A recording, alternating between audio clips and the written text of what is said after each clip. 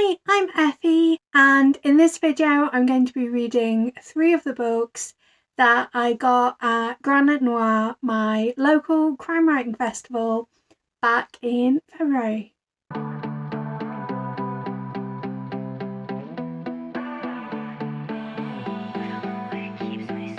Pitch black hair, his eyes are green. Head's messed up, but heart so clean.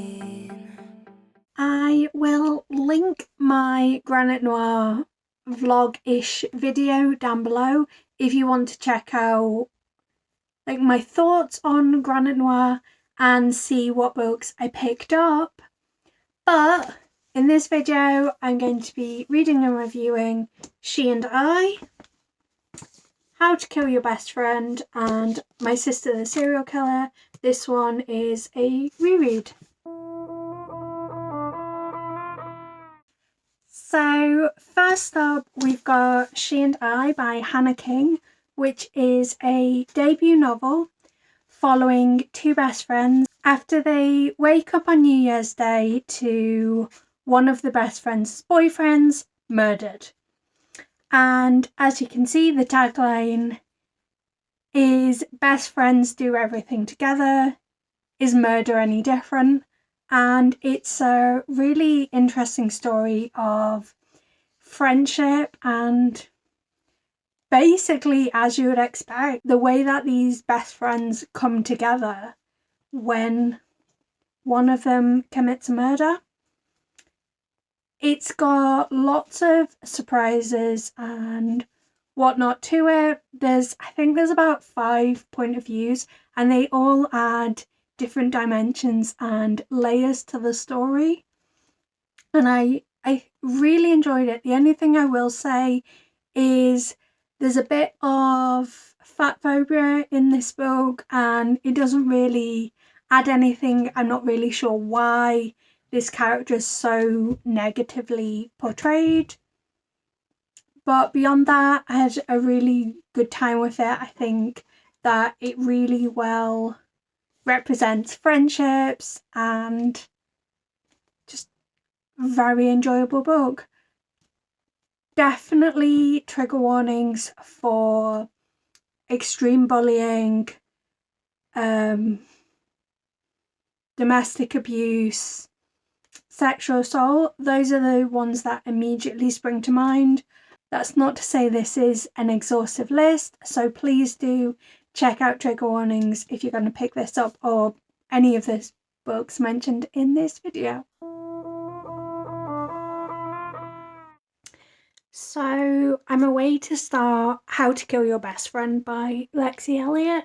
I don't know what I'm going to think of it. This is my first time reading a Lexie Elliot, but I'm also quite in the mood for thrillers at the moment, so I'm hoping I'm going to really love it. I'm only 11 pages in, but I thought I'd do a super quick update on my initial thoughts, as B's going to be home soon, so I may not get any more reading done tonight. But first thing is, it takes 5 pages for the fat shaming to come in, which I will give it not a pass, but like a stay of execution, because I think this character's meant to be unlikable. But if they're not meant to be unlikable, not a fan, especially because She and I also was kind of fat shamey. So that's not great. And then the other thing is, I'm wondering if one of the twists is going to end up being... I'm just going to jump in and voice over this section of the clip, as it turned out that my initial theory was me guessing the whole twist of this book. And obviously I don't want to spoil that for anyone, so I'm just going to say that. But it's just one theory I've had so far, and that's really all my thoughts so far. But I am finding it, like, it's immediately hooked me in, and I'm interested to know what's happened and find out everyone's secrets. I'm continuing to read How to Kill Your Best Friend, and I'm maybe about 25% of the way through.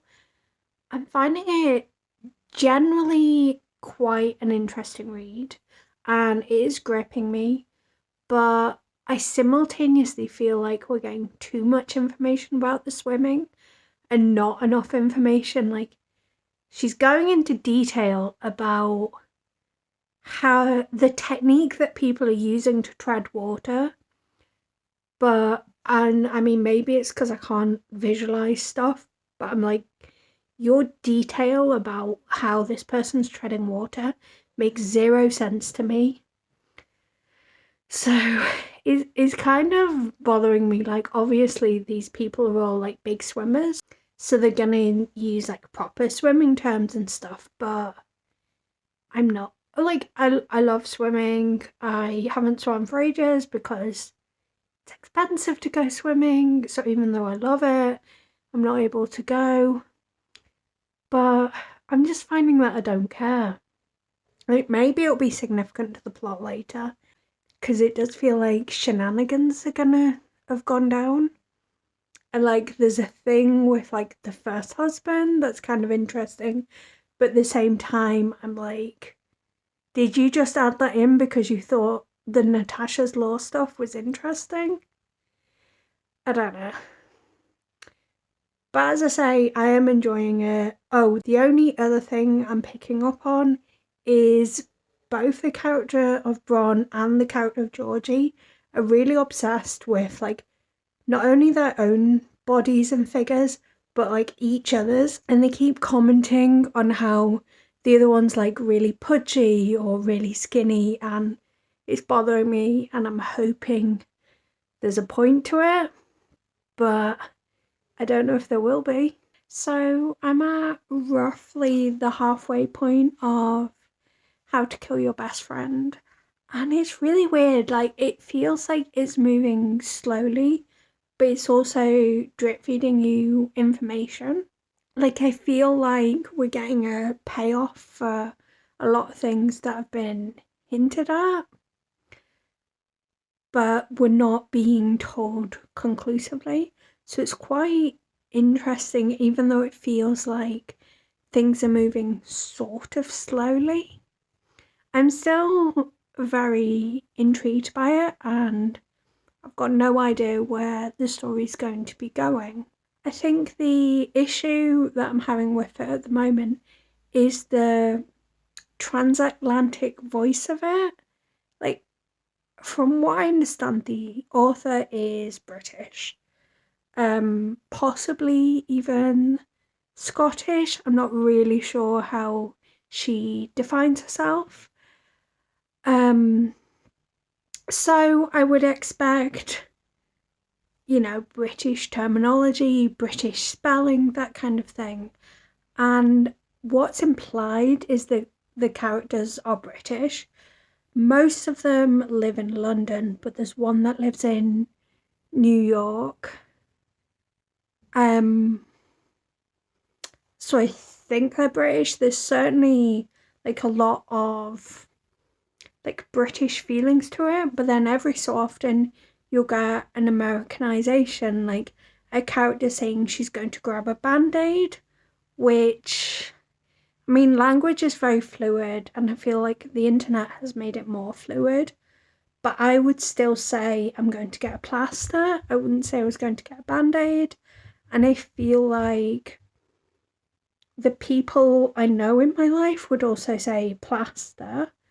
But then it'll talk about being at uni, which I feel like is less of an American thing. And then grey will be spelled the American way, so it kind of flip-flops about. And I'm finding that a little strange. Like, it's not massively affecting my enjoyment. I think it's just making it so that I struggle to pinpoint like where these characters are from and like what kind of voice is being given to them. I don't know if that makes sense. I'm feeling very tired. I'm just off to bed shortly, but I just wanted to do a quick update. I don't think it's a bad book. Like, I definitely don't think it's going to be a 5-star, but it still got me intrigued, and I'm looking forward to reading the second half of it. I'm at the 70% mark of How to Kill Your Best Friend now, and I'm still really intrigued by it. There's lots of mysteries that still need to be wrapped up, and I'm hoping that they're wrapped up in a really satisfying way, that they all kind of link together. I do have some theories, but nothing too solid. I also think that there's still odd mentions of like how the friends view each other's bodies, which is a little ick. Like, it kind of makes sense to me that like Bron has been the larger friend, so she sees how like skinny her friends are by comparison, but I still think the language used could have been more sensitive and less shamey in tone. But I do appreciate that Bronwyn, despite being a larger woman, is never depicted as being less physically fit. She's incredibly fit and a swimmer. She just also happens to be fuller figure. I think I am possibly going to finish this today, although probably not if I'm honest with myself, because I'll maybe get another 30 pages read today. But I think it's likely I will finish it tomorrow. And as I say, very intrigued by where it goes. I'm very quickly popping back in. I'm almost at the end of How to Kill Your Best Friend. Got maybe 20 pages left. But there's this random fantastical element that was introduced relatively early in the story, but I thought, oh, bit weird, but whatever. But it's come back, and I'm like, I don't get it. This is a contemporary thriller. Why has it got this random fantastical element in? And I don't know how much of a part it's going to play in the larger story, but it just feels really weird. I'm super disappointed. I finished How to Kill Your Best Friend, and like one of the twists, basically, like from about page 5, you could see it coming, and I wish I was being hyperbolic. And then the fantastical element was really weird, but yeah, it was just a lot of things that didn't quite land with the ending, which is a shame, because I was like, I don't think it was exceptional, but I was really enjoying it, and then it's just flopped right at the end. I also was quite annoyed that the last few chapters were kind of like sort of hopping in time, so you had lots of time jumps between the chapters, which was really weird, like very odd pacing, because you've spent so much time like dedicating to these particular scenes, and then you're just jumping, and I kind of felt like no real time was actually spent explaining how these characters got out of the situations. Like, one of the characters, I was like, you what? This is how you're resolving it? This makes it really annoyed me. I will have a spoiler section at the end of this video, but yeah, I was unimpressed.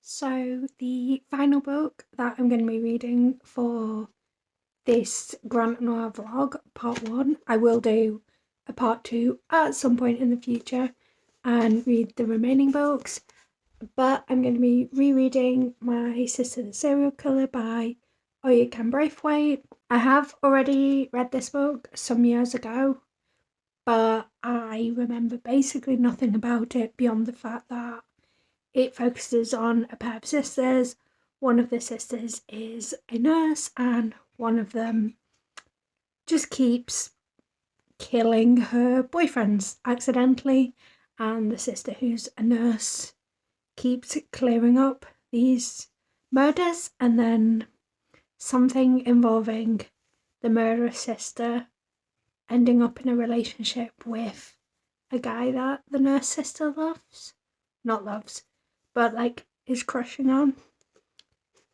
So I'm hoping I love this as much as the first time I read it, and I will check back in with thoughts as I progress. So I'm about halfway through My Sister the Serial Killer, and I'm really enjoying it. I'm finding it really captivating, and I keep wanting to know what's going to happen next. It's really holding my interest, and I'm hoping I can finish it fairly quickly. I don't know, but it is weird to me because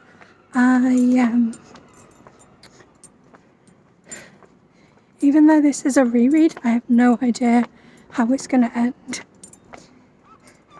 I think that's all my thoughts, really.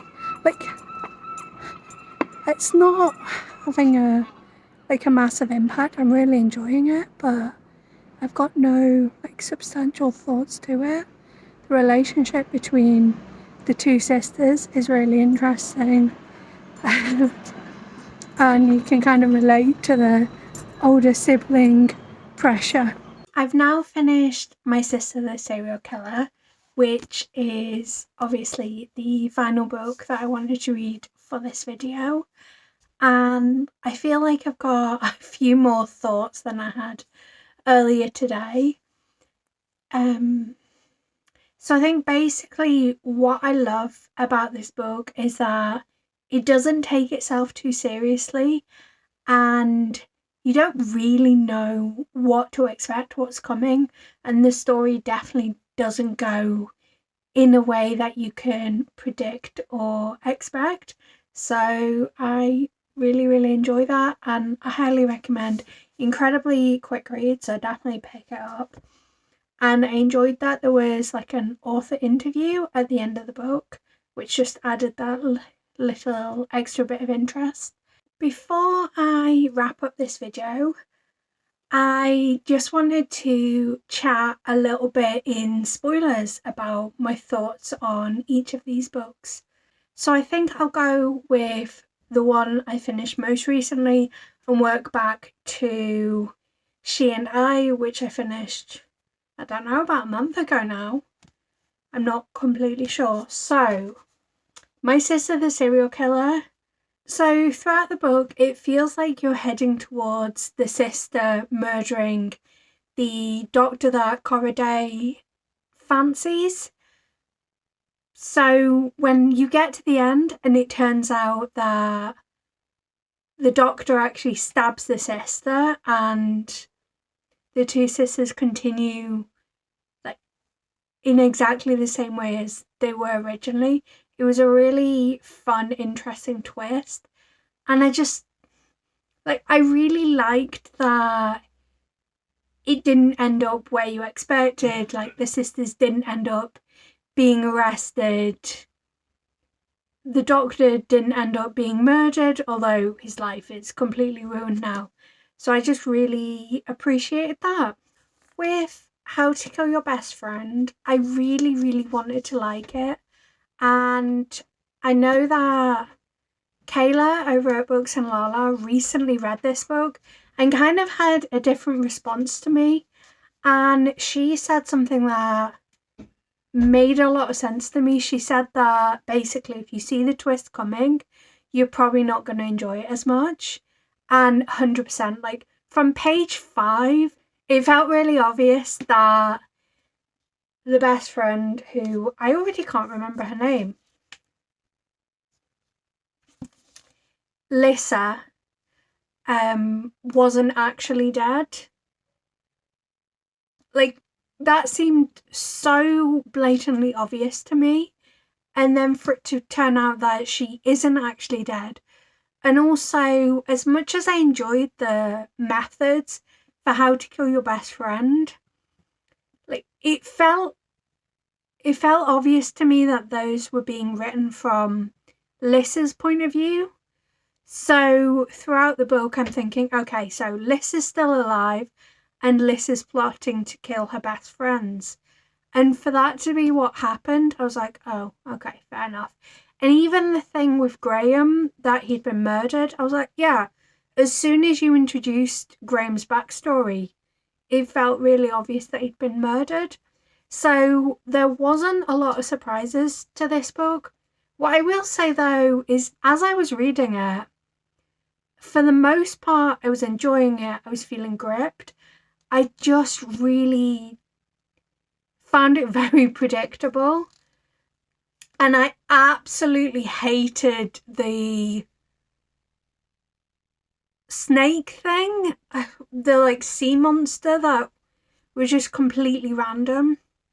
I also felt there was some pacing issues as well. Like the sea monster magically helped Georgie escape her fate, and then like as soon as the sea monster turned up, the chapter ended and then you had time jumps. I think the first 200 pages of this were pretty solid, even though I felt like I could see where it was going. And then the last 100 or so pages just felt a bit flat for me. I would be interested to read more Lexie Elliot, because I feel like she's the kind of author that if you don't see the twist coming, you might get more enjoyment out of it, and her writing is fairly compelling. I just felt a bit disappointed.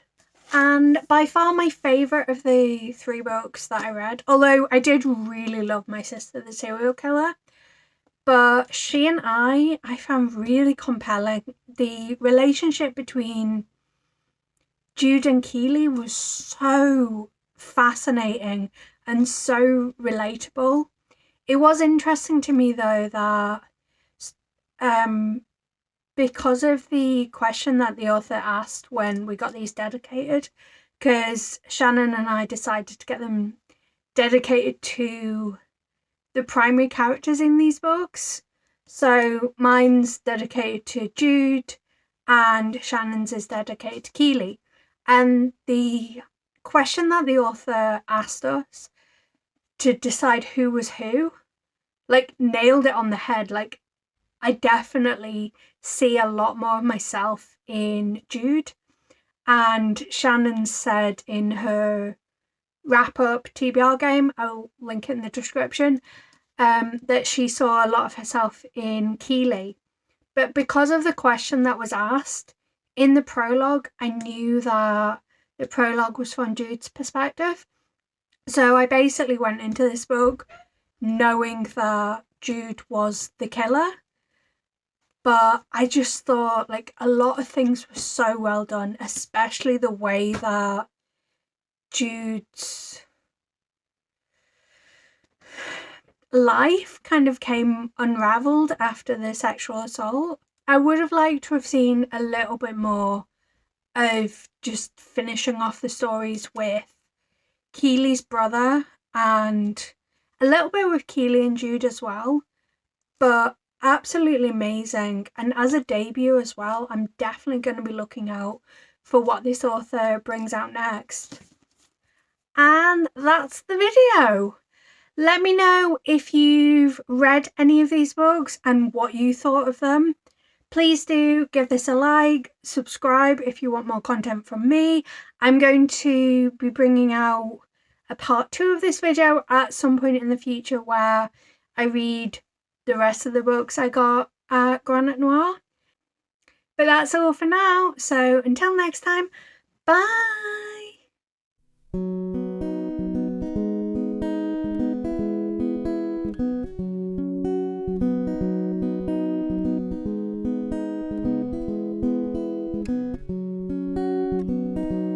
There's a place